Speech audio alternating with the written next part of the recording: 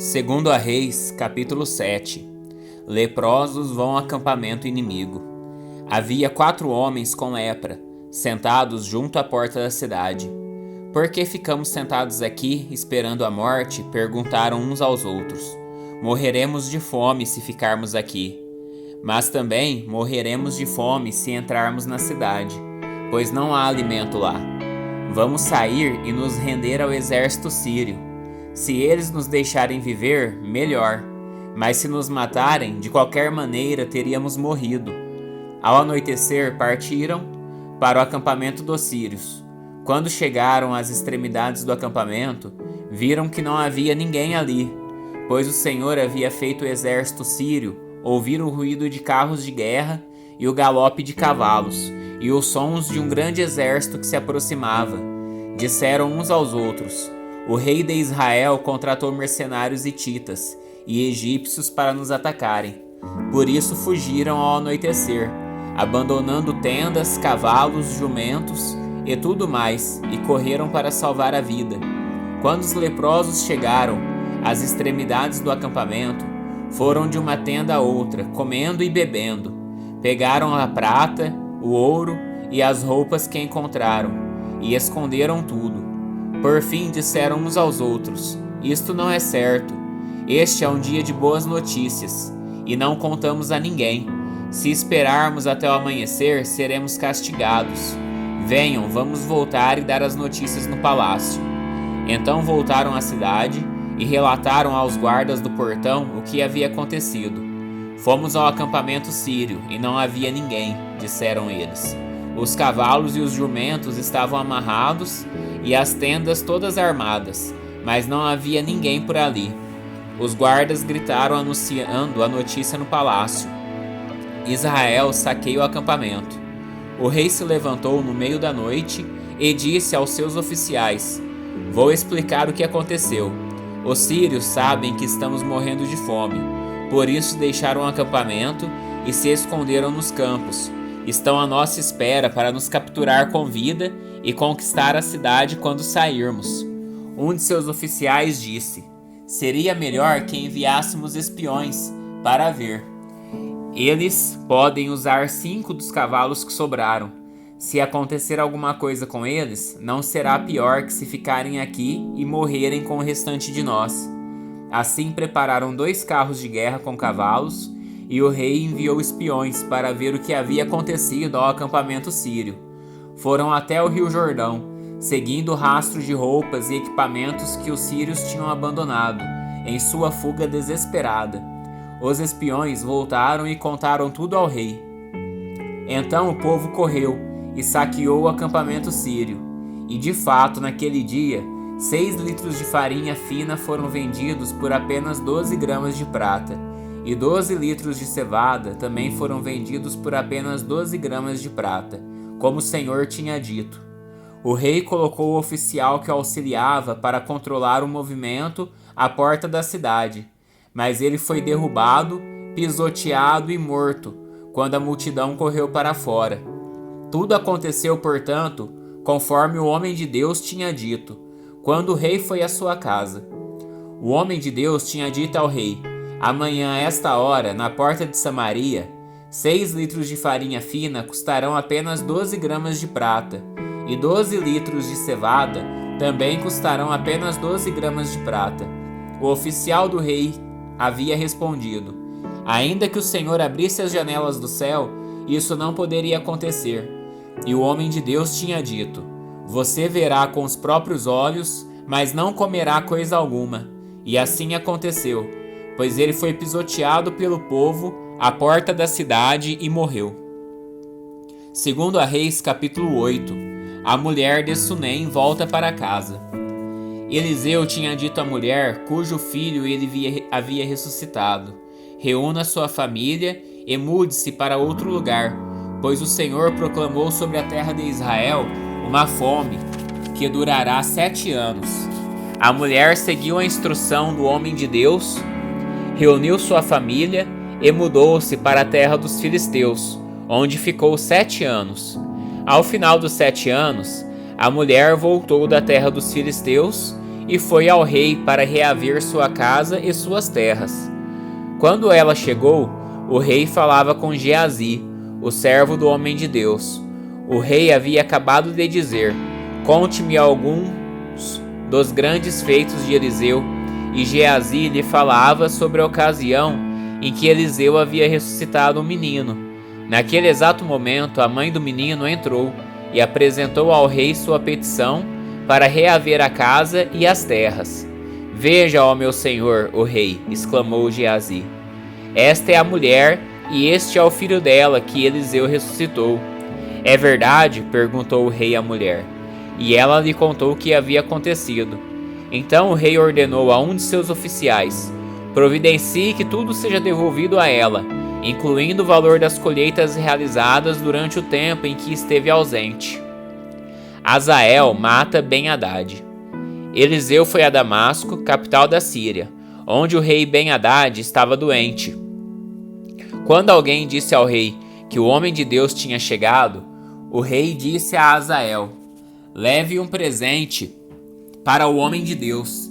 Depois peça que ele pergunte ao Senhor se vou me recuperar dessa doença. Hazael levou consigo o presente: 40 camelos carregados com os melhores produtos de Damasco. Foi vê-lo e disse: seu servo Ben-Hadad, rei da Síria, me enviou para perguntar se ele vai se recuperar de sua doença. Eliseu respondeu: vai e diga-lhe, certamente se recuperará. Na verdade, porém, o Senhor me mostrou que ele certamente morrerá. E Eliseu olhou fixamente para Hazael até deixá-lo constrangido. Então o homem de Deus começou a chorar. Por que o Senhor está chorando? Perguntou Hazael. Eliseu respondeu: sei das coisas terríveis que você fará com os israelitas. Queimará as cidades fortificadas, matará os jovens à espada, esmagará as criancinhas e rasgará o ventre das mulheres grávidas. Hazael disse: como é que alguém tão sem importância como eu poderia fazer coisas tão grandes?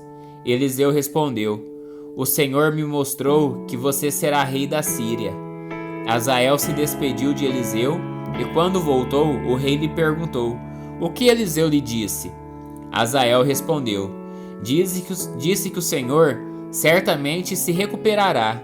Mas no dia seguinte, Hazael pegou uma coberta, encharcou-a em água e a segurou sobre o rosto do rei até que morresse. E Hazael foi o sucessor na Síria. Jeorão reina em Judá. No 5º ano de Jorão, filho de Acabe, rei de Israel, enquanto Josafá ainda reinava em Judá, Jeorão, filho de Josafá, começou a reinar em Judá. Jeorão tinha 32 anos quando começou a reinar, e reinou em Jerusalém por 8 anos. Seguiu o exemplo dos reis de Israel e foi tão perverso quanto a família do rei Acabe, pois se casou com uma das filhas de Acabe. Jeorão fez o que era mal aos olhos do Senhor, mas o Senhor não quis destruir Judá, pois havia prometido a seu servo Davi que os descendentes dele continuariam a brilhar como uma lâmpada para sempre. Durante o reinado de Jeorão, os edomitas se rebelaram contra Judá e proclamaram seu próprio rei. Então Jeorão saiu com todos os seus carros de guerra para atacar a cidade de Zair. Os edomitas cercaram o rei e os comandantes de seus carros, mas ele saiu à noite e os atacou. Contudo, o exército de Jeorão desertou e voltou para casa. Até hoje, portanto, Edom é independente de Judá. A cidade de Líbna também se rebelou nessa ocasião.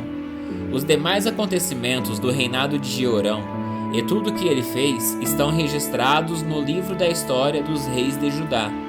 Quando Jeorão morreu, foi sepultado com seus antepassados na cidade de Davi. Seu filho Acasias foi seu sucessor. Acasias reina em Judá. Acasias, filho de Jeorão, começou a reinar em Judá no 12º ano do reinado de Jorão, filho de Acabe, rei de Israel. Acasias tinha 22 anos quando começou a reinar, e reinou em Jerusalém por 1 ano. Sua mãe era Atália, neta de Omri, rei de Israel. Acasias seguiu o exemplo da família do rei Acabe. Fez o que era mal aos olhos do Senhor, como a família de Acabe, pois se casou com uma mulher dessa família. Acasias se uniu a Jorão, filho de Acabe, na guerra contra Azael, rei da Síria, em Ramote-Gileade. Quando os sírios feriram o rei Jorão na batalha, ele voltou a Jezreel para se recuperar dos ferimentos sofridos em Ramote. Acasias, filho de Jorão, rei de Judá, foi visitar Jorão, filho de Acabe, em Jezreel, pois ele ainda se recuperava de seus ferimentos. Segundo a Reis, capítulo 9, Jeú é ungido rei de Israel. Enquanto isso, o profeta Eliseu chamou um membro do grupo de profetas e lhe disse: prepare-se para viajar e leve esta vasilha de óleo. Vá a Ramote-Gileade e procure Jeú, filho de Josafá, filho de Ninsi. Chame-o a uma sala à parte, longe de seus companheiros, e derrame o óleo sobre a cabeça dele. Diga-lhe: assim diz o Senhor, eu o ungi rei de Israel. Depois abra a porta e saia correndo. O jovem profeta fez o que Eliseu ordenou e foi a Ramote-Gileade. Quando chegou lá, encontrou Jeú sentado com outros oficiais do exército. Comandante, tem uma mensagem para o Senhor, disse o profeta. Para qual de nós? Perguntou Jeú. Para o Senhor, comandante, respondeu ele. Jeú se levantou e entrou na casa. O jovem profeta derramou óleo sobre a cabeça de Jeú e disse: assim diz o Senhor, o Deus de Israel, eu ungi rei de Israel, o povo do Senhor. Destrua a família de Acabe, seu senhor. Desse modo vingarei o assassinato de meus profetas e de todos os servos do Senhor mortos por Jezabel. Toda a família de Acabe deve ser exterminada. Destruirei todos os seus descendentes do sexo masculino em Israel, tanto escravos como livres. Destruirei a família de Acabe, como destruí as famílias de Jeroboão, filho de Nebate, e de Baasa, filho de Aias. Cães comerão Jezabel no campo de Jezreel, e ninguém a sepultará. Então o jovem profeta abriu a porta e saiu correndo.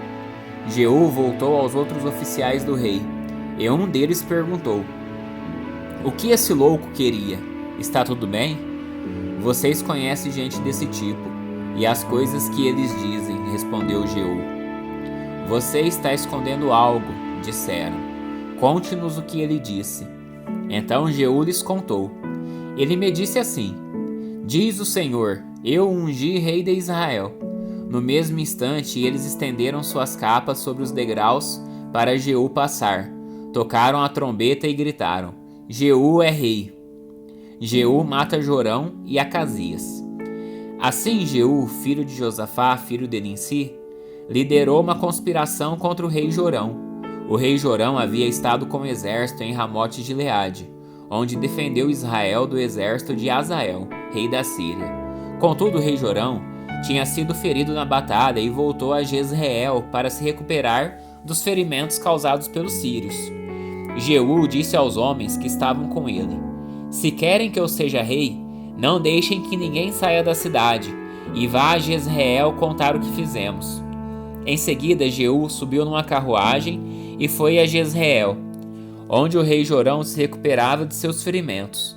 Acasias, rei de Judá, também estava ali, pois tinha ido visitar Jorão. Quando a sentinela na torre de Jezreel viu Jeú e sua tropa se aproximarem, gritou: uma tropa se aproxima. O rei Jorão ordenou: envie um cavaleiro para perguntar se eles vêm em paz. O cavaleiro foi ao encontro de Jeú e disse: o rei quer saber se vocês vêm em paz. Jeú respondeu: o que lhe interessa a paz? Junte-se a nós. A sentinela informou: o mensageiro se encontrou com eles, mas não está voltando. Então o rei enviou outro cavaleiro. Ele foi ao encontro deles e disse: o rei quer saber se vocês vêm em paz. Jeú respondeu novamente: o que lhe interessa a paz? Junte-se a nós. A sentinela exclamou: o mensageiro se encontrou com eles, mas também não está voltando. Deve ser Jeú, filho de Ninsi, pois conduz seu carro de guerra como um louco. Rápido, prepare meu carro de guerra, ordenou o rei Jorão. Jorão, rei de Israel, e Acasias, rei de Judá, cada um em seu carro, saíram ao encontro de Jeú e o acharam no campo de Nabote, em Jezreel. O rei Jorão perguntou: Você vem em paz, Jeú? Jeú respondeu: Como pode haver paz enquanto estamos cercados da idolatria e da feitiçaria de sua mãe Jezabel? Então o rei Jorão deu meia volta com seus cavalos e fugiu, gritando para o rei Acasias: Traição, Acasias! Jeú disparou seu arco com toda a força e atingiu Jorão entre os ombros. A flecha atravessou seu coração e ele caiu morto dentro do carro de guerra. Jeú disse a Bidkar, seu oficial: Jogue-o no campo que pertencia a Nabote de Jezreel. Lembra-se de quando você e eu acompanhávamos a cavalo o pai dele, Acabe? O Senhor pronunciou esta mensagem contra ele. Assim diz o Senhor: Ontem vi o assassinato de Nabote e seus filhos. Juro solenemente que o farei pagar por ele neste campo. Portanto, jogue-o na propriedade de Nabote, como o Senhor disse. Quando Acasias, rei de Judá, viu o que estava acontecendo, fugiu pela estrada para Bet-Agã. Jeú foi atrás dele gritando: Atirem nele também. E atingiram Acasias em seu carro de guerra, na subida para Gur, perto de Ibleã. Ele conseguiu ir até Meguido, mas morreu ali. Os servos de Acasias levaram seu corpo no carro de guerra para Jerusalém, onde o sepultaram com seus antepassados na cidade de Davi. Acasias havia começado a reinar em Judá no 11º ano do reinado de Jorão, filho de Acabe. A morte de Jezabel. Quando Jezabel soube que Jeú tinha chegado a Jezreel, pintou os olhos, arrumou os cabelos e sentou-se em frente a uma janela. Quando Jeú entrou pela porta do palácio, ela gritou para ele: Veio em paz, assassino. Você é como Zinri, que matou seu senhor. Jeú olhou para cima, viu Jezabel na janela e gritou: Quem está do meu lado? 2 ou 3 eunucos olharam para ele. Joguem-na para baixo, ordenou Jeú. Eles a jogaram pela janela e o sangue espirrou na parede e nos cavalos. E Jeú atropelou o corpo com as patas de seus cavalos. Em seguida, Jeú entrou no palácio, comeu e bebeu. Depois disse: Alguém vá sepultar aquela maldita mulher, pois era filha de rei.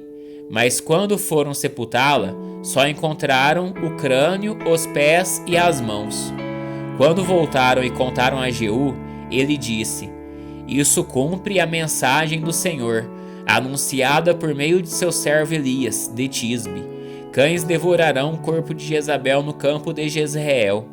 Seus restos serão espalhados como esterco no campo, de modo que ninguém será capaz de reconhecê-la.